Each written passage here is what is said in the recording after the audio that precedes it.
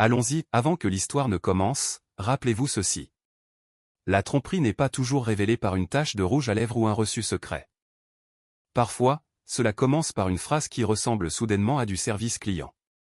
Si la chaleur disparaît avant que l'emploi du temps ne change, faites attention, posez une question directe et écoutez la réponse qu'ils choisissent. Les personnes honnêtes répondent à ce que vous demandez. Les personnes qui protègent un mensonge répondent généralement à votre ton, à votre timing ou à votre attitude. Cette différence peut vous épargner des mois de confusion et des années de doute de soi. Le texto est arrivé à 17h18 un jeudi alors que je terminais des corrections de permis sous les mauvais néons du bureau d'inspection de la ville. Ne m'attends pas de surnom. Pas d'émoji. Pas de je t'aime. Ma femme, Saria, a écrit ce texto comme on rédige un mémo, pas comme une personne. Même quand elle était stressée, elle glissait un bébé ou une note vocale depuis l'ascenseur. J'ai lu le message 3 fois et j'ai ressenti ce petit déclic froid dans ma poitrine. Je l'ignorais depuis des semaines. Faites une pause d'une seconde. Si vous avez déjà reçu un texto qui semblait trop froid pour la relation que vous pensiez avoir, vous savez déjà où cela mène. Si vous voulez plus d'histoires réelles et émotionnellement honnêtes comme celle-ci, cliquez sur j'aime, partagez ceci avec quelqu'un qui a besoin de l'entendre, et abonnez-vous. Parce que ce que Malek fait ensuite, cela change tout. Je m'appelle Malek Banton. J'avais 41 ans à l'époque, j'étais inspecteur en bâtiment pour Philadelphie, et j'étais un homme fait d'habitude. Je pliais les sacs de course en triangle net. Je payais les factures avec 2 jours d'avance. Je préparais du chili à la dinde le jeudi parce que mon père préparait du chili le jeudi et que certaines habitudes survivent mieux au deuil que les gens. Saria avait l'habitude de se moquer de moi pour ça. Si la civilisation s'effondre, disait-elle, tu la reconstruiras avec du ruban d'étiquetage et une marmite en fonte. Nous avions 11 ans de mariage, une maison de ville dans l'ouest de Philadelphie, et une vie qui semblait stable vue du trottoir. Saria avait 40 ans, assez vive pour forcer une pièce entière à se tenir droite, et fatiguée d'une manière que les femmes noires qui réussissent sont rarement autorisées à admettre. Elle travaillait dans la conformité et les opérations hospitalières en centre-ville. Réparant les échecs des autres pour gagner sa vie, elle gardait des amandes dans chaque sac à main, portait des créoles en or le week-end, et détestait la coriandre avec la passion d'une trahison personnelle. À la maison, elle fredonnait quand elle cuisinait et alignait ses chaussures près de la porte par paires exactes. Du moins, elle en avait l'habitude. Dernièrement, elle rentrait, posait son sac et se déplaçait dans la maison comme si elle y louait un espace. Je n'avais pas remarqué les changements. Bien sûr que si. Le problème n'était pas de l'avoir remarqué. Le problème était ce que j'avais fait après avoir remarqué. Je trouvais des explications à tout parce que je l'aimais et parce que je déteste les conflits. Ses textos devenaient plus courts, le stress du travail, plus de soirées tardives, un nouveau déploiement à l'hôpital, le téléphone face contre table au dîner. Tout le monde fait ça maintenant. Nouveau rouge à lèvres, rafraîchissement de la quarantaine, nouveau parfum, les gens évoluent. Je continuais à choisir l'explication la plus bienveillante parce que je pensais que c'était ce que faisaient les bons maris. Avec le recul, je n'étais pas bienveillant. J'avais peur. Ma collègue Samira s'est penchée par-dessus le mur de mon box et m'a demandé si je venais manger des ailes de poulet avec l'équipe. Je lui ai dit que non. J'avais des choses à régler. Elle m'a regardé une demi-seconde de trop et a dit, « Tu as l'air de quelqu'un à qui on vient d'annoncer une mauvaise nouvelle en faisant comme si de rien n'était. » Samira avait ce don. J'ai haussé les épaules et j'ai levé un dossier comme si la paperasse était la raison pour laquelle j'avais l'estomac noué. Elle a hoché la tête, mais je pouvais voir qu'elle ne me croyait pas. « Rentre chez toi », a-t-elle dit. Les permis seront toujours aussi moches demain. Le trajet en tramway était bondé et humide. Une femme en tenue d'infirmière dormait assise. Un adolescent balançait un ballon de basket entre ses chaussures et faisait de l'algèbre sur son téléphone. Le vieux son d'Anita Baker s'échappait des écouteurs de quelqu'un. D'habitude, j'utilise ce trajet pour passer de mon cerveau de travail à mon cerveau de maison. Ce soir-là, j'ai juste fixé le texto de Saria et je continuais à entendre le point à la fin. Il semblait si délibéré. Saria n'utilisait pas de points dans les textos courts à moins d'être irrité ou de faire semblant de ne pas l'être. Je n'arrêtais pas de repasser en boucle nos conversations de la semaine dernière et de réaliser qu'elles ressemblaient toutes à des alertes de calendrier. Je suis descendu près de l'avenue Baltimore et je me suis arrêté à l'épicerie du coin de Madame Yvonne pour acheter des ailes de dinde fumée, des tomates, des haricots et des oignons. Elle a levé les yeux de ses mots croisés et a dit, « Le Chili du jeudi ?» J'ai hoché la tête, en m'efforçant de sourire. Elle a fait glisser une botte de ciboule sur le comptoir et a dit, « C'est pour moi, votre femme aime les oignons verts par-dessus. » Cela m'a presque brisé pour aucune bonne raison. Quelque chose dans le fait qu'une autre personne remarque les préférences de ma femme alors que ma femme était ailleurs. En m'envoyant un texto comme une étrangère. J'ai payé, je l'ai remercié et je suis rentré chez moi sous cette fine pluie de Philly qui vous trempe lentement. La maison était sombre quand je l'ai déverrouillée. Le radiateur a cogné. Un bus est passé dehors. J'ai allumé la lumière de la cuisine et je suis resté là, des sacs de courses dans les deux mains, à n'écouter rien du tout. C'était notre cuisine. Nous avions refait les comptoirs pendant le confinement et nous nous étions disputés sur la couleur de la teinture jusqu'à minuit. Puis nous avions mangé des plats à emporter par terre parce que nous étions trop fatigués pour rester debout. Il y avait de petites empreintes de nous partout dans cette pièce. Un mug ébréché qu'elle adorait. La marmite en fonte de mon père. Une poignée de placards desserrés que je me promettais toujours de resserrer. J'ai posé les courses et j'ai commencé à hacher les oignons de toute façon. Cuisiner me calmait habituellement. L'enchaînement des choses m'apporte la paix. Oignons, ail, dinde, épices, tomates, laissez mijoter. Mais cette nuit-là, chaque son semblait plus fort que la normale. Le couteau sur la planche.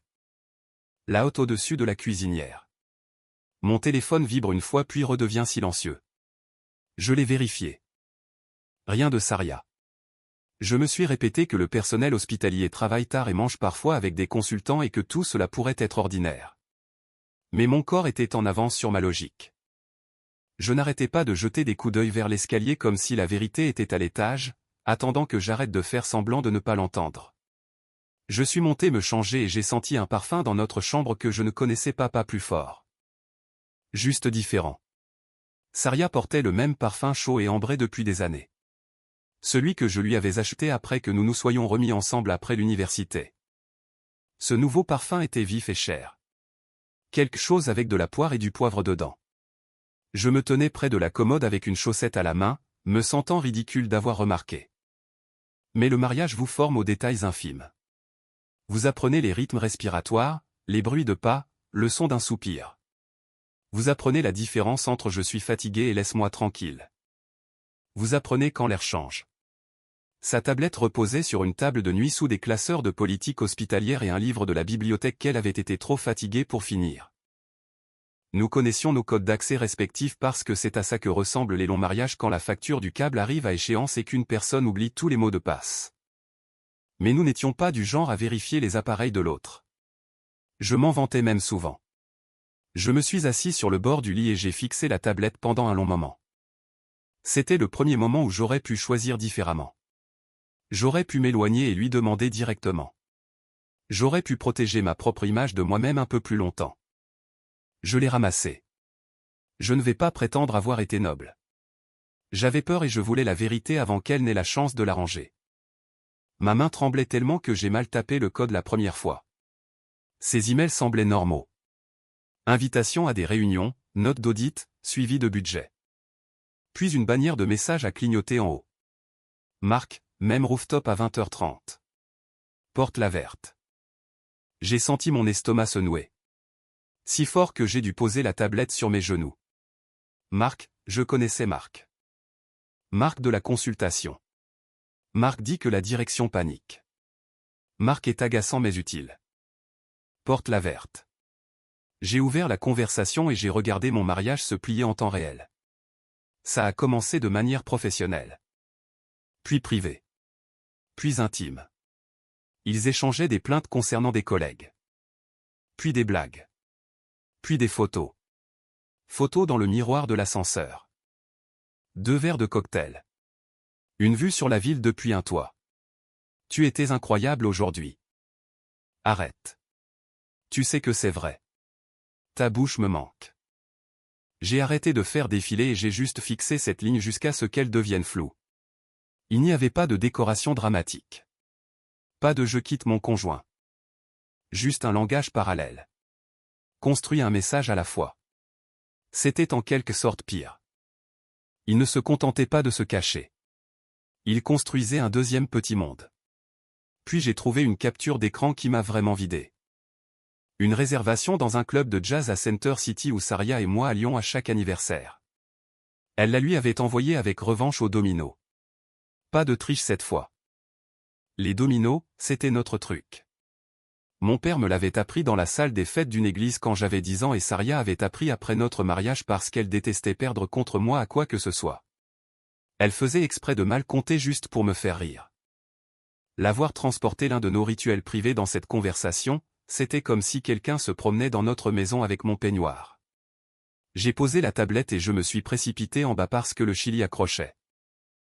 J'ai baissé le feu et je suis resté là à remuer des bulles rouges avec la main qui tremblait. Puis mon cerveau a fait ce qu'il fait toujours. Il a commencé à ébaucher une structure. Les mardis et jeudis, elle travaillait tard. Les messages dataient pour la plupart des mardis et jeudis. Elle avait acheté une housse pour une robe verte et m'avait dit que c'était pour un gala de l'hôpital. Elle avait séché la friture de poisson de ma tante en disant qu'elle était débordée et était rentrée à la maison avec une odeur de fumée et de menthe, un nouveau parfum, un nouveau rouge à lèvres, une nouvelle distance. Les indices n'avaient pas été subtils. J'avais juste gardé espoir. Nous avions une application de localisation familiale parce que ma mère s'inquiète si les gens ne répondent pas dans les 3 sonneries. Je l'ai ouverte et j'ai regardé. Le petit point de Saria n'était pas à l'hôpital. Il était en centre-ville, dans un hôtel sur Broad Street avec un bar sur le toit, des sols en marbre et des boissons qui coûtent plus cher qu'un déjeuner. J'ai zoomé. J'ai dézoomé. J'ai zoomé à nouveau comme si la vérité pouvait devenir floue si je regardais d'assez près. Ça n'a pas été le cas. Quelque chose en moi est devenu très immobile après ça. Pas calme. J'en avais juste fini de débattre avec les preuves. J'aurais dû appeler et poser une question claire. Je le sais. Au lieu de cela, j'ai tapé la phrase qui a tout changé. J'espère que Marc et toi vous vous amusez bien. Je l'ai envoyée avant de pouvoir l'adoucir. Peut-être que je voulais la choquer. Peut-être que je voulais gâcher l'ambiance dans laquelle elle était avec lui. Peut-être que je voulais entendre la panique avant d'entendre des excuses. Les bulles de frappe sont apparues immédiatement, ont disparu et sont revenues. Elle a envoyé « De quoi parles-tu » Puis Malek ? Puis je suis en réunion. Puis réponds-moi. Je n'ai pas répondu. J'ai regardé le point quitter l'hôtel et commencé à se déplacer vers l'ouest. Elle est rentrée à la maison en 14 minutes, ce qui m'en disait plus que n'importe quel message. Elle est entrée essoufflée. Le manteau à moitié boutonné. Les yeux trop écarquillés, portant toujours son badge de l'hôpital. « Qu'est-ce qui ne va pas chez toi » a-t-elle dit avant même que la porte ne soit complètement fermée. C'était quoi ce texto ? Elle sentait la pluie, la fumée du toit et ce nouveau parfum. Son rouge à lèvres était plus foncé que celui qu'elle portait pour travailler. Je l'ai regardé et j'ai ressenti cette chose désorientante où un visage familier ressemble soudain à une performance. « Comment s'est passée ta réunion tardive » ai-je demandé. Et ma voix ressemblait à celle de quelqu'un d'autre. Elle s'est figée, puis s'est reprise. Saria a toujours été excellente sous pression. Longue, a-t-elle dit. Où ? Ai-je demandé. À l'extérieur. Où à l'extérieur ? Sa mâchoire s'est crispée. Malek, je ne vais pas faire ça dans la cuisine. Tu as commencé dans la cuisine avec ce texto. Elle a posé son grand sac avec soin, utilisant l'ordre pour gagner du temps. C'était une discussion avec des clients chez Hamilton. Marc était là. D'autres personnes étaient là aussi. Des noms, ai-je dit. Quoi ? Si d'autres personnes étaient là, nomme-les. Ses yeux ont brillé. Je n'ai pas besoin de prouver mes horaires de travail à mon mari comme si j'étais en procès. Non, ai-je dit, tu dois prouver que tu ne mens pas alors que je me tiens dans ma propre maison avec tes messages ouverts dans ma tête. Elle s'est immobilisée.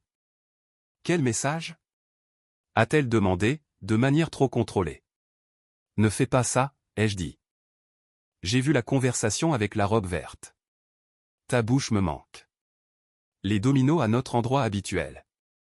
Ne m'insulte pas 2 fois. L'expression de son visage a changé à ce moment-là. Pas de chagrin. Pas d'excuse. Du calcul. Tu as fouillé dans ma tablette ? A-t-elle dit comme si elle m'avait piégé. C'est tout ce que tu trouves ? Ai-je demandé, la vie privée ? Pas l'hôtel? Pas Marc? La vie privée. Elle a croisé les bras et s'est appuyée contre le comptoir. Tu as envahi mon appareil et maintenant tu déformes des conversations de travail parce que tu es contrarié. Les conversations de travail n'incluent généralement pas ta bouche me manque. Les gens plaisantent sur les bouches. Tu choisis ce qui t'arrange. Tu mens. Les mots fusaient, et nous étions tous les deux debout à 1,50 m l'un de l'autre dans la cuisine, que nous avions peinte ensemble. Tu es distante depuis des mois, ai-je dit. J'ai été occupé. Tu as été absente. J'ai tout porté sur mes épaules. Alors dis-le. Ne disparais pas avec un autre homme en appelant ça du travail. Elle a détourné le regard la première et ce mouvement infime m'en a dit plus que ces mots. Il ne s'est rien passé ce soir, a-t-elle finalement dit. J'ai ri une fois, sans aucun humour. Je n'ai pas posé de questions sur ce soir. Alors que veux-tu? A-t-elle lâché. La vérité, ai-je dit. Depuis combien de temps? Elle s'est frottée les tempes. Je ne réponds pas à des questions pièges pendant que tu agis comme ça. Comme quoi? Instable. La pièce est devenue très silencieuse. Je l'ai fixée parce que je pouvais supporter un mensonge avant de pouvoir supporter l'intention. Instable. Ai-je dit, je me tiens ici à poser des questions simples alors que tu rentres du toit d'un hôtel dans une robe que je n'ai jamais vue et que tu me traites d'instable. Ce mot a complètement changé la température. J'ai dit, donne-moi ton téléphone. C'est sorti calmement, pas fort. Si j'ai tort, prouve-le. Saria m'a regardé pendant une longue seconde puis a dit, non. Juste ça. Pas de colère. Pas d'explication. Pas de fausse indignation. Ce non était une confession. J'ai hoché la tête parce que quelque chose en moi s'est fermé à ce moment-là. D'accord. Ai-je dit, alors je pars. Elle a cligné des yeux. Malek. Ne sois pas ridicule. Je ne reste pas ici pour être géré. Je suis allé au placard de l'entrée, j'ai pris un sac de sport et j'ai commencé à faire mes affaires. Elle m'a suivi à l'étage, parlant plus vite maintenant, essayant toutes les pistes auxquelles elle pouvait penser. Tu exagères tout. Tu as franchi la ligne, pas moi. Tu me punis avant même que nous ayons parlé. C'est une fuite. Non, c'est toi qui perds la tête. J'ai fait mon sac en silence, jeans, chaussettes, sweat à capuche, rasoir, chargeur, sachet de thé. Je faisais toujours mes bagages avec soin et je les ai faits avec soin à ce moment-là parce que la précision m'empêchait de tout casser. Elle se tenait dans l'embrasure de la porte, la voix brisée maintenant. Si tu pars, tu fais une erreur. J'ai fermé le sac et je l'ai regardé droit dans les yeux. L'erreur n'est pas ce soir. Ai-je dit, l'erreur, c'était chaque fois que tu as choisi un mensonge parce que tu pensais que je l'absorberais. Elle m'a fixé comme si elle ne m'avait jamais entendu parler de cette façon. C'était peut-être le cas. J'étais généralement celui qui adoucissait les choses. Celui qui laissait les conversations s'éterniser jusqu'à ce que personne n'ait à perdre. Mais j'avais fini d'être le coussin amortisseur de ses choix. Je suis passé devant elle, j'ai descendu les escaliers et je suis sorti sous la pluie. Elle a appelé mon nom une fois depuis la porte. Je ne me suis pas retourné. Dans la voiture, je me suis assis avec les deux mains sur le volant et j'ai tremblé si fort que mes dents claquaient. Je n'étais pas fier. Je n'étais pas calme. J'étais juste sûr de moi. J'ai conduit jusqu'à la maison de mon cousin Jérôme à Mount Terry. Jérôme, c'est la famille au sens le plus profond, pas seulement par le sang, mais le genre de personne qui sait quand poser des questions et quand s'effacer. Il a ouvert la porte en chaussettes et avec un maillot des Sixers, a vu le sac de sport, puis a regardé mon visage et a reculé. La chambre d'amis est prête. Kisha est sortie de la cuisine, m'a tendu un bol de macaroni et m'a touché l'épaule une fois. Mange d'abord, a-t-elle dit. Les mots, ce sera pour plus tard. Ils n'ont pas insisté. Ils n'ont pas essayé de deviner. Ils ont juste fait de la place et à ce moment-là, de la place était la meilleure chose que quiconque pouvait me donner. J'ai à peine dormi. À 2h41 du matin, j'étais dans leur cuisine en train de manger une tarte à la patate douce froide au-dessus de l'évier et de lire les textos de Saria à la lueur de l'horloge du micro-ondes. Les premiers étaient en colère. Tu as franchi la ligne. C'est embarrassant. Puis sur la défensive. Tu sais à quel point ce projet est stressant. Puis dans la négociation. S'il te plaît, rentre à la maison pour que nous puissions parler comme des adultes. Puis une phrase qui s'est posée en moi comme une pierre. Je ne voulais pas que cela arrive. Cela avait enfin une forme. Pas des messages mal interprétés. Pas mon insécurité. Ça. J'ai posé le téléphone et j'ai fixé la fenêtre sombre. Le lendemain matin, Jérôme coupait des cheveux dans son sous-sol. Pendant que j'étais assis sur une chaise pliante près du mur, faisant semblant de regarder les temps forts sportifs. Les tondeuses bourdonnaient. Les hommes se disputaient au sujet des Eagles et du cholestérol et d'un neveu qui postulait à Temple. Personne ne m'a demandé pourquoi j'étais là un vendredi avec un sac de sport. C'est une chose que les espaces familiaux noirs réussissent très bien. Nous savons comment laisser les gens garder leur dignité pendant qu'ils saignent. Quand le dernier client est parti, Jérôme a balayé le sol et a dit « Tu veux de la sympathie ou une stratégie ?» « Une stratégie. » Ai-je dit, il a hoché la tête. « Bien. Alors arrête de négocier avec ce que tu as vu. » Il m'a tendu un bloc-notes jaune et a dit « Écris les faits. Les dates. Les heures. Ces mots. Tes mots. N'écris pas sur tes sentiments pour l'instant. Les sentiments viendront inonder la page. Les faits d'abord. » Je me suis assis à son établi entre les sabots de tondeuse et les pots de désinfectant et j'ai construit une chronologie. Réunion tardive. Nouveau parfum. La robe verte. Les messages sur le toit. Le point de localisation. Elle disant d'autres personnes et n'en nommant aucune. Elle me traitant d'instable. Plus j'écrivais, plus c'était clair. La douleur m'avait fait tourner la tête toute la nuit. Mais sur le papier, le schéma était simple. Elle mentait depuis des semaines et me punissait de l'avoir remarqué. J'ai appelé Tasha Reed après le déjeuner. Nous étions allés à l'université ensemble. Et elle gérait maintenant les enquêtes des ressources humaines dans une université. Ce qui signifiait qu'elle avait vu toutes les versions de personnes bien sous tout rapport faire des choses horribles. Je lui ai donné la version courte. Elle m'a laissé finir et a dit « Je suis désolé. Voici ce que tu dois faire. » Une conversation. 3 questions. Que s'est-il passé? Depuis combien de temps? Que veux-tu maintenant? Si elle répond à tonton au lieu de répondre aux questions. Mets fin à la conversation. Tu n'essaies pas de gagner. Tu essaies d'apprendre si la vérité a sa place dans la pièce. J'ai écrit ces questions en haut du bloc-notes jaune. Saria a appelé 3 fois cet après-midi-là. J'ai ignoré les 2 premiers appels et j'ai décroché au 3e. Parce que le suspense commençait à ressembler à sa propre torture. Sa voix était enrouée. On peut parler? Un endroit public. Ai-je dit, pas la maison. Nous nous sommes mis d'accord sur un dîner à University City pour le lendemain soir. Quand je suis arrivé. L'endroit sentait le café, le sirop et la vieille graisse. Une serveuse en basket rose m'a appelé bébé. Et m'a versé de l'eau avant même que je ne m'assoie. J'ai regardé autour de moi et j'ai pensé à quel point il était étrange que les endroits ordinaires continuent d'exister pendant que toute votre vie se réorganise. Saria est entrée exactement à l'heure. Pas de maquillage. Les cheveux tirés en arrière. Les yeux gonflés. Elle semblait plus petite en quelque sorte sans toute l'armure du travail.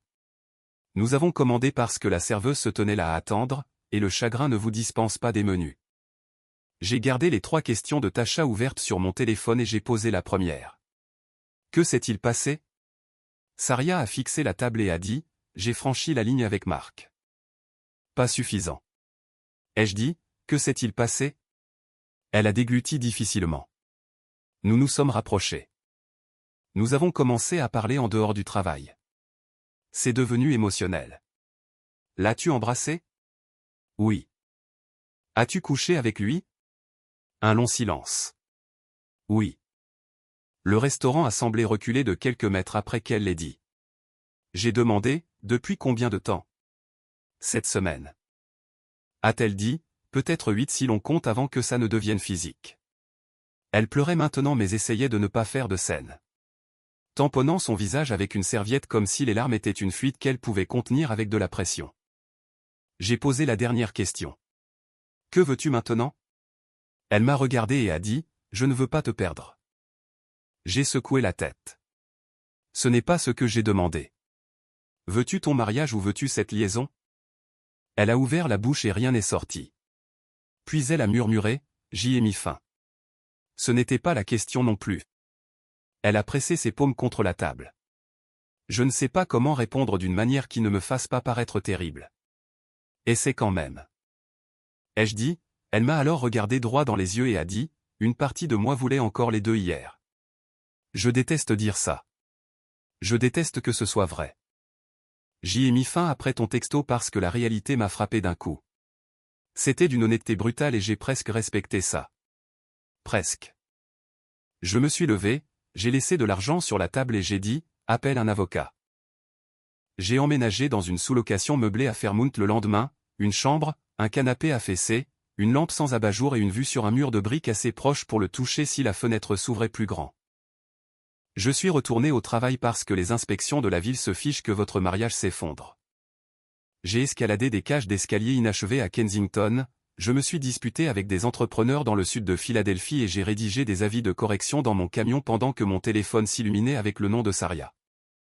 La nuit, je mangeais des céréales ou des plats à emporter et je m'asseyais sur un canapé qui sentait la lessive de quelqu'un d'autre. Essayant de ne pas imaginer ma maison sans moi. Saria envoyait des textos tous les jours. Les premiers messages avaient encore des traces de défense. Tu as violé ma vie privée. Puis ils ont changé. Je suis désolé. Je déteste ce que j'ai fait. Je sais que j'ai menti. Puis des choses pratiques. Le paiement de l'hypothèque est passé. Du courrier de ta tante. La ville a marqué la fosse d'arbres. C'était comme si elle essayait de garder un fil entre nous. Un domaine où elle pouvait encore être utile si on ne pouvait plus lui faire confiance. Je ne répondais qu'aux messages pratiques. Mon silence sur les messages émotionnels n'était pas une punition. C'était de la survie. Chaque réponse me ramenait dans une conversation qu'elle voulait mener selon ses propres termes. Le dimanche, je suis allé chez ma mère après l'église parce qu'elle a entendu ma voix et a dit « Viens manger dans ma famille ». La douleur est nourrie avant d'être discutée. Maman a fait frire du poisson-chat. Tante Laverne a apporté une salade de pommes de terre et du thé sucré. L'oncle Calvin a réparé la charnière d'un placard desserré tout en faisant semblant de ne pas écouter aux portes. Quand j'ai finalement dit que Saria avait eu une liaison, la pièce est devenue silencieuse. Tante Laverne a posé sa fourchette et a dit « Nous l'aimions, mais ne laisse pas les bons souvenirs négocier avec un mauvais comportement. » Maman a demandé si je dormais. Cette question m'a frappé plus fort que tout. J'ai dit « Un peu ». Elle a hoché la tête comme si elle savait déjà. 3 jours plus tard, Saria a envoyé un email avec pour objet réponse.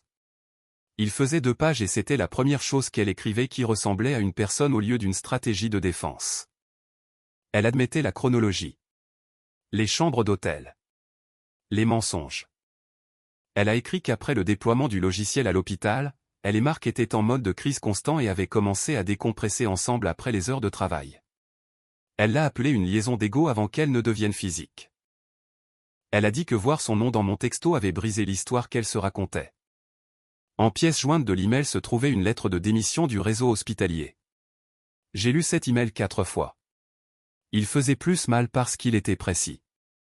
Elle ne m'a pas blâmé. Elle ne m'a pas traité d'insécure. Elle s'est qualifiée d'égoïste et de fuyante et a écrit.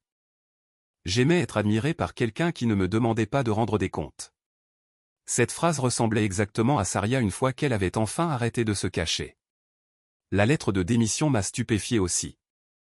Elle était en bonne voie pour une promotion importante et elle est partie avant même que je ne le demande. J'ai appelé Tasha et je lui ai lu des parties de l'email. Tasha a dit, c'est du remords. Du vrai remords. Cela n'oblige toujours pas à une réconciliation. Saria m'a de nouveau demandé de la voir, cette fois sur un banc d'un jardin communautaire près de Clark Park où nous avions l'habitude de nous promener le samedi. Il faisait froid. Des enfants criaient sur le terrain de basket et un van de l'église chargeait des manteaux plus bas dans la rue. Elle a apporté un dossier. Bien sûr qu'elle l'a fait. À l'intérieur se trouvaient des rendez-vous de thérapie, la confirmation de sa démission et une liste dactylographiée intitulée « Si tu envisages une réconciliation ». Accès au téléphone, aucun contact avec Marc, conseil individuel, conseil de couple, transparence financière totale. C'étaient des points de liste déchirants et quelque chose là-dedans m'a rendu plus triste qu'en colère. Elle faisait enfin le travail trop tard. Je ne demande pas de confiance aujourd'hui, a-t-elle dit. Je demande un chemin. J'ai regardé le dossier puis son visage. Elle avait l'air épuisée et honnête d'une manière que je n'avais pas vue depuis des mois. L'aimes-tu? Ai-je demandé. Non. Pensais-tu l'aimer? Elle a hésité. J'aimais ce que je ressentais quand j'étais avec lui, a-t-elle dit. Désiré. Facile. Non examiné. Pourquoi ne pas me dire que tu te sentais seul? Ai-je demandé. Elle a eu un petit rire fatigué et a pleuré en même temps. Parce que tu me connais trop bien. Tu aurais posé de vraies questions. Il me faisait me sentir bien sans rien demander. Cette réponse est restée en moi. C'était laid et vrai. Alors tu as échangé le fait d'être connu contre le fait d'être flatté? Ai-je dit. Saria a hoché la tête. Oui. Elle a regardé vers le terrain où les enfants se disputaient au sujet d'une faute et a dit, tu n'arrêtais pas d'essayer de me parler. Je n'arrêtais pas de choisir la personne la plus facile parce qu'il ne demandait que la meilleure part de moi. Je ne pouvais même pas argumenter avec ça. Les liaisons ne concernent généralement pas un meilleur amour. Elles concernent souvent une responsabilité à moindre coût. Cette liste est bonne, ai-je dit en tapotant le dossier. Mais je ne peux pas agrafer des procédures sur un système nerveux. Le mien est foutu. Pendant une semaine après ça, j'ai sérieusement envisagé d'essayer.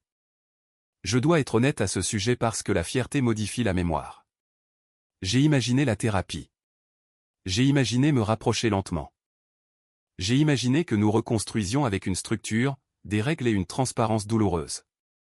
Puis j'ai imaginé chaque réunion tardive pour les 10 prochaines années. Chaque voyage d'affaires. Chaque texto retardé. Chaque robe verte. La confiance n'est pas une idée que l'on peut forcer par la logique. Elle vit dans votre corps. Le mien tressaillait à la moindre chose inoffensive. Je vérifiais l'heure des messages de mes collègues. Je me réveillais à 3 heures du matin, en colère. La réconciliation commençait à ressembler à de la surveillance. J'ai rencontré Warren Price, un avocat spécialisé en droit de la famille en centre-ville, avec une voix calme et une fenêtre de bureau donnant sur l'hôtel de ville. Il a posé des questions pratiques et n'a jamais dit une seule fois, « Je sais ce que vous ressentez ». Ce qui m'a fait lui faire confiance immédiatement. Nous avons parlé de la maison, des comptes, des dettes, de la retraite, et si nous avions des enfants. Nous n'en avions pas. Nous avions essayé une fois, fait une fausse couche et n'avions jamais vraiment appris à faire notre deuil ensemble. Une autre fissure que nous avions recouverte de carrelage. Warren a écouté et a dit, décidez ce que vous voulez que ce processus protège. La paix, la vitesse ou l'argent. Vous ne maximiserez pas les trois. Choisissez d'abord la paix. J'ai déposé les papiers du divorce le lundi suivant. Ma main tremblait en les signant. Pas parce que je doutais du choix, mais parce que la paperasse peut rendre une vie soudainement minuscule. J'ai envoyé un texto à Saria. J'ai déposé le dossier aujourd'hui. S'il te plaît, communique par l'intermédiaire de Warren, à moins que ce ne soit au sujet de la maison. Elle a appelé immédiatement. J'ai laissé sonner. Puis j'ai répondu quand elle a rappelé parce que j'étais assis dans mon camion devant l'inspection d'une maison de ville et je ne voulais pas d'une messagerie vocale pleine de chagrin pendant que je travaillais. Elle a dit, s'il te plaît, ne laisse pas la paperasse en finir avec nous. J'ai dit, ce n'est pas la paperasse qui en a fini avec nous. C'est le secret. Je ne fais que documenter les dégâts. Elle est venue à la sous-location de Fairmount 2 nuits plus tard sous une forte pluie, les cheveux mouillés, le manteau trempé, portant un récipient Tupperware. J'ai fait ton chili, a-t-elle dit, puis j'ai failli la renvoyer.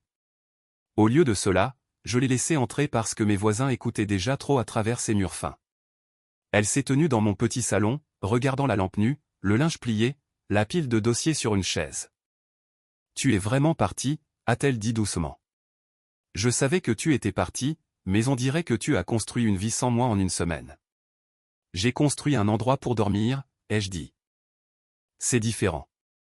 Elle a posé le chili et s'est assise sur le bord du canapé. Je ne suis pas ici pour me disputer, a-t-elle dit. Je suis ici parce qu'il y a une chose que j'ai besoin de dire où tu peux voir mon visage. J'avais tort avant même de l'avoir touché. J'aimais le secret. J'aimais la version divisée de moi-même. J'aimais savoir quelque chose que tu ignorais. Cette partie me rend malade maintenant. Je l'ai cru, Et c'était la partie la plus cruelle.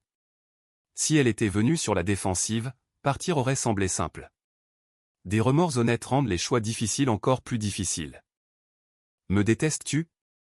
A-t-elle demandé. J'y ai réfléchi un long moment. Non, ai-je dit, je déteste ce que tu as fait. Je déteste ce que ça m'a fait. Je déteste avoir dû devenir méfiant juste pour rester sain d'esprit. Mais je ne te déteste pas. Elle a hoché la tête et a pleuré doucement. Alors pourquoi ne pouvons-nous pas réparer ça? A-t-elle murmuré. Je l'ai regardé et j'ai dit la vérité clairement, parce que je ne me sens pas en sécurité avec toi. Pas physiquement. Émotionnellement. Tu m'as fait douter de mes propres yeux et tu m'as ensuite traité d'instable dans notre cuisine. Je peux pardonner beaucoup de choses. Je ne peux pas construire là-dessus. Elle a eu l'air de trouver que le mot en danger a frappé plus fort que la liaison elle-même. Saria se souciait d'être compétente, fiable, celle en qui les gens avaient confiance. Je n'ai jamais voulu que tu te sentes en danger avec moi. A-t-elle dit. Je sais, ai-je dit, l'intention et l'impact sont différents. Elle a essuyé son visage. La liaison était affreuse, a-t-elle dit. Mais le gaslighting était encore plus laid. Je m'entends le dire maintenant, et je déteste qui j'étais à ce moment-là. C'était une chose puissante à entendre, et cela n'a toujours pas changé ma réponse. Je sais, ai-je répété, et je suis content que tu le saches, mais le savoir ne répare pas. Elle m'a demandé si elle pouvait me serrer dans ses bras avant de partir. J'ai dit non. Peut-être qu'une autre version de moi dirait oui, pleurerait dans son manteau et rendrait la fin plus floue. Mais j'avais besoin de lignes claires. Elle s'est tenue à la porte avec le manteau mouillé sur le bras, et a regardé autour de mon appartement une dernière fois. Tes sacs de course pliés vont me manquer, a-t-elle dit, en essayant de sourire.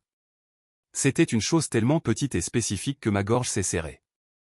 Et qui tu étais avant que tu n'apprennes à me mentir va me manquer. Ai-je dit? Elle a fermé les yeux comme si la phrase avait frappé exactement là où elle devait frapper. Le divorce a pris 6 mois, ce que Warren a qualifié de rapide. Cela n'a pas semblé rapide. C'était comme porter des meubles dans les escaliers un par un. Nous avons vendu la maison de ville à la fin de l'été. Faire les cartons a été pire que les formulaires du tribunal. Les objets faisaient mal, les cartes de mariage, le jeu de domino dans une pochette en velours auquel il manquait une pièce, parce que notre neveu l'avait fourré dans une plante des années auparavant. Son vieux sweatshirt Howard avec de la peinture sur la manche de la fois où nous avions refait la pièce du fond. La marmite en fonte de mon père, qu'elle utilisait plus que moi. Nous nous contournions silencieusement, polis comme des collègues après un licenciement. Le rebondissement le plus fort s'est produit lors de la dernière séance de médiation, et ce ne fut pas dramatique au sens télévisuel du terme. C'est Saria glissant une enveloppe sur la table de conférence et disant « C'est de ma part, pas de mon avocat ». À l'intérieur se trouvait une déclaration notariée qu'elle avait écrite pour le dossier, assumant l'entière responsabilité de la liaison, de la tromperie et de son utilisation abusive des remboursements de frais de déplacement professionnels liés à ces nuits. Elle avait déjà remboursé l'hôpital. Warren a eu l'air surpris. Son avocat a eu l'air irrité. Saria avait l'air calme. « Tu m'as traité d'instable, ai-je dit doucement. Elle a hoché la tête. « Je sais. C'est moi qui ne me cache plus derrière les mots. » Après la médiation, dans le couloir devant la salle de conférence, elle m'a dit une chose de plus que j'ignorais. Marc était fiancé, a-t-elle dit. Je l'ai fixé. Quoi? Il m'a menti aussi, a-t-elle dit. Je l'ai découvert après avoir mis fin à notre relation. Il n'était pas divorcé. Il était fiancé dans le New Jersey, et lui disait qu'il dormait au bureau. Je l'ai juste regardé. Elle a eu un petit rire brisé. Je sais. Cela ne rend pas ce que j'ai fait plus petit. Cela signifie juste que j'ai fait exploser ma vie pour quelqu'un qui faisait semblant lui aussi. Je ne m'en suis pas réjoui. Il n'y avait rien à gagner là-dedans. Cette conversation dans le couloir a changé quelque chose en moi, mais pas ma décision. Elle a dépouillé la liaison de son dernier brin de fantasme. Ce n'était pas une histoire d'amour épique qui avait surpassé un mariage. C'étaient 2 personnes malhonnêtes qui s'utilisaient l'une l'autre comme des miroirs. Je ne suis pas content qu'il t'ait menti. Ai-je dit, je suis content que la vérité te semble enfin laide. Saria a hoché la tête et a dit, c'est le cas. Puis elle a réajusté son manteau et a ajouté, pour ce que ça vaut, tu n'as jamais été l'homme ennuyeux. Tu étais l'homme honnête. Je suis confuse à propos de ces choses. Cette phrase est restée en moi très longtemps. J'ai déménagé à Mount Airy après la vente, au-dessus d'une professeure à la retraite qui passait des disques de jazz le dimanche après-midi et qui arrosait trop ses fougères. Je pouvais marcher jusqu'à l'avenue Germantown, prendre un café, et être à 5 minutes de chez Jérôme. J'ai commencé à courir dans le Wissahickon avant le travail. Lentement et avec raideur au début, surtout pour brûler la colère qui arrivait encore avant le lever du soleil. J'ai commencé une thérapie parce que je ne voulais pas que la trahison devienne ma personnalité entière. Madame Randall, ma thérapeute, avait des dreadlocks gris acier et aucune patience pour l'apitoiement sur soi. Le chagrin d'amour transforme un homme bien en détective, a-t-elle dit. Rendez votre insigne. La guérison s'est avérée ordinaire, ce qui m'a agacé au début. Pas de grands moments de cinéma. Juste de la répétition, préparer du chili pour un et réaliser qu'il avait toujours bon goût. Entendre mon téléphone vibrer et ne pas ressentir de bouffée de chaleur, acheter une chemise verte parce que je refusais de laisser une couleur appartenir à une liaison. Laisser les dimanches redevenir simples. Certains jours, c'est Saria spécifiquement qui me manque. Son fredonnement d'alto pendant qu'elle cuisinait, la façon dont elle me volait toujours mes frites en le niant, comment elle alignait ses chaussures. D'autres jours, c'est le mariage en tant que structure qui me manque, le témoin silencieux dans la pièce. Ces deux pertes étaient réelles. Environ un an plus tard, je suis tombé sur Saria devant le Reading Terminal Market par un samedi pluvieux. Nous nous sommes tous les deux mis à l'abri sous le même auvent et avons ri, parce que le timing peut être à la fois cruel et bienveillant. Elle avait l'air en bonne santé, une nouvelle coupe de cheveux, le visage plus doux. Elle m'a dit qu'elle travaillait maintenant pour une coalition de santé à but non lucratif et qu'elle dormait mieux. Pas de toi, a-t-elle dit, et nous avons tous les deux souri à ça. Nous avons parlé 10 minutes des genoux de ma mère, des coupes de cheveux dans le sous-sol de Jérôme et de la ville qui démolissait le même pâté de maison pour la 3e fois. Puis elle est devenue silencieuse et a dit, « Je suis toujours désolée. » Cette fois, cela semblait ancré. « Je sais, » ai-je dit, et je le pensais. Pas que tout va bien. Pas que j'aurais dû rester. Juste je sais, elle a hoché la tête. Nous nous sommes souhaités le meilleur. Et elle est repartie sous la pluie avec un sac de course, et une nouvelle vie que je ne connaîtrai jamais complètement. Je suis resté là à attendre mon thé et j'ai remarqué que mes mains étaient stables. Pas de tremblement. Pas d'oppression dans ma poitrine. Juste un peu de tristesse et beaucoup de distance. Cela ressemblait à la paix. Pas la paix d'obtenir ce que je voulais. La paix de ne plus me disputer avec ce qui s'était passé. Si cette histoire vous a touché, si vous avez senti cet estomac se nouer à j'espère que Marc et toi vous vous amusez bien, ou ce chagrin silencieux quand Malek a réalisé que la confiance se transforme en surveillance. Faites-moi une faveur. Aimez cette vidéo, partagez-la avec quelqu'un qui a ignoré les signaux d'alarme, et abonnez-vous pour d'autres histoires comme celle-ci. Et dites-moi dans les commentaires, Malek a-t-il eu raison de partir, même après que la vérité ait fini par éclater? Si vous devez retenir quelque chose de tout ceci, retenez cela. La trahison blesse. Mais la véritable rupture se produit souvent dans la conversation qui suit la révélation de la vérité. Observez comment quelqu'un gère votre douleur lorsque son image est en jeu dans mon histoire, le texto a été une étincelle. La liaison a été une blessure. Mais la chose qui a mis fin à notre couple a été de me tenir dans ma cuisine en entendant ma femme me traiter d'instable alors que je détenais la vérité. Les remords de Saria sont devenus réels. Ma limite est restée réelle. Les deux choses peuvent coexister. Parfois l'amour ne suffit pas pour continuer. Parfois le respect de soi est la façon dont on survit. La partie la plus forte de cette histoire pour moi n'est pas la tromperie elle-même. C'est l'arc de responsabilité. Saria a finalement dit toute la vérité, même quand cela lui a coûté son travail, sa réputation et son mariage. Malek n'a pas eu besoin de vengeance pour se sentir puissant. Il avait besoin de clarté et d'une limite avec laquelle il pouvait vivre. C'est ce qui a donné du poids à sa fin. Si quelqu'un brise votre confiance, ne cherchez pas le discours parfait. Posez des questions claires. Écoutez ce qu'ils répondent réellement et protégez votre péto. Parfois, la réplique la plus puissante n'est pas une phrase. C'est une décision, la fin. Merci d'avoir suivi l'histoire d'aujourd'hui. Si vous l'avez trouvée intéressante, veuillez me soutenir avec un like et un abonnement à la chaîne. À bientôt dans les prochaines vidéos. Cette vidéo est une œuvre de fiction appartenant au genre de la science-fiction. L'ensemble du contenu, des personnages, des décors et des événements est le produit de l'imagination. Créé uniquement à des fins de divertissement.